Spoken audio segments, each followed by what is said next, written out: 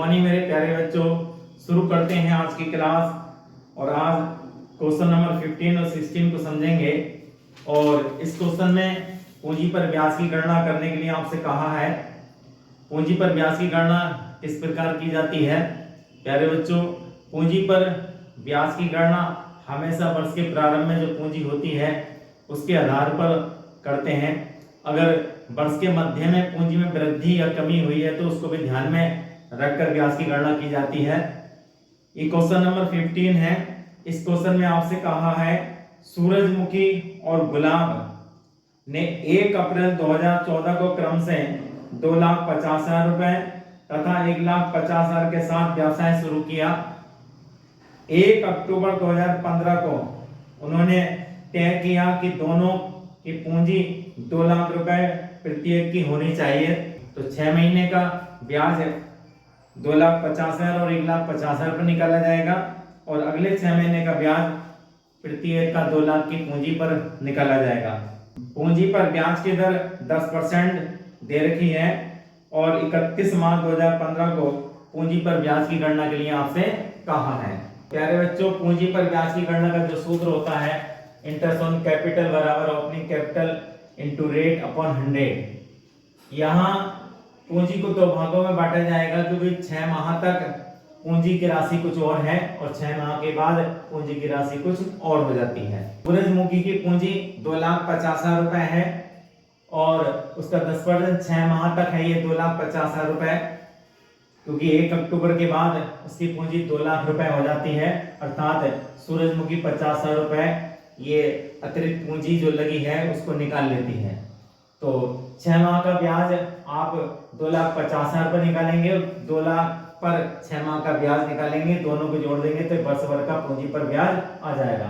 तो 2,50,000 का 10/100 गुणा 6/12 12,500 रुपए आएगा और 2 लाख गुणा 10/100 गुणा 6/12 ये 10,000 रुपए आएगा। और इस प्रकार जो वर्ष भर का पूंजी पर ब्याज होगा वो कुल 22,500 रुपए होगा। इसी प्रकार गुलाब की जो पूंजी है 1,50,000 रुपए 30 सितंबर तक है और उसके बाद 1 अक्टूबर से उसकी पूंजी 2 लाख रुपए हो जाती है। अर्थात ये 50,000 रुपए और लेकर आता है। तो 1,50,000 रुपए 6 माह का ब्याज निकालेंगे तो ये 7,500 रुपए आएगा और 2 लाख पर 6 माह का 10% की दर से आप ब्याज निकालेंगे तो 10,000 आएगा। इस प्रकार गुलाब की जो पूरे पूंजी पर ब्याज होगा वो 17,500 रुपए होगा। बच्चों, क्वेश्चन नंबर 16 को समझते हैं। इस क्वेश्चन में आपसे कहा है 31 मार्च 2016 के बाद खाता पुस्तकें बंद होने पर माउंटेन हिल एवं रॉक की पूंजी क्रम से 4 लाख रुपए, 3 लाख रुपए, 2 लाख रुपए थी। तो प्यारे बच्चों, 31 मार्च 2016 को जब खाते बंद होते हैं उस समय इन तीनों की पूंजी खाते का शेष दे रखा है। माउंटेन का 4 लाख रुपए, हिल का 3 लाख रुपए और रॉक का 2 लाख रुपए, ये वर्ष के अंत की पूंजी दे रखी है। यह पाया गया कि पूंजी पर 10% की दर से ब्याज विलोपन है, मतलब पूंजी पर 10% ब्याज लगाना है जो लगाया नहीं गया है। पूरे वर्ष का लाभ 1,50,000 रुपए है। प्यारे बच्चों, इसमें लाभांश अनुपात नहीं दे रखा है तो लाभ को बराबर बांट दिया जाएगा। तथा साझेदारों का आहरण माउंटेन का 20,000, हिल का 15,000 और रॉक का 10,000 रुपए है। पूंजी पर ब्याज की गणना कीजिए। तो पूंजी पर ब्याज कैसे निकालते हैं? पूंजी पर ब्याज हमेशा प्रारंभिक पूंजी पर निकाला जाता है। जो वर्ष के प्रारंभ में पूंजी होती है उस पर ब्याज की गणना की जाती है। यहाँ वर्ष के प्रारंभ में पूंजी नहीं दे रखी तो प्रारंभिक पूंजी आपको निकालनी है और प्रारंभिक पूंजी निकालने का जो सूत्र होता है ओपनिंग कैपिटल बराबर closing capital plus drawings and interest on drawings.